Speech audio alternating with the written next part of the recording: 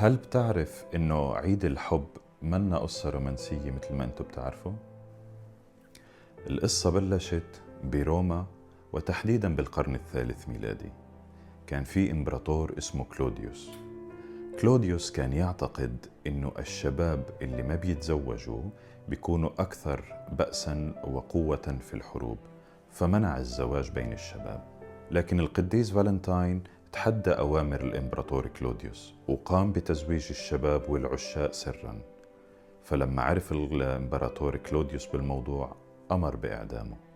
ويقال طبعاً هون أثناء سجنه للقديس فالنتاين كتب رسالة لحبيبته اللي هي بنت السجان ووقعها كاتباً: من فالنتاين الخاص بك. ومن هون صار يوم وفاة القديس فالنتاين هو احتفالاً بالحب. هل كنت بتعرف إنه عيد الحب بيحمل كمية من الألم والتضحية بهالشكل؟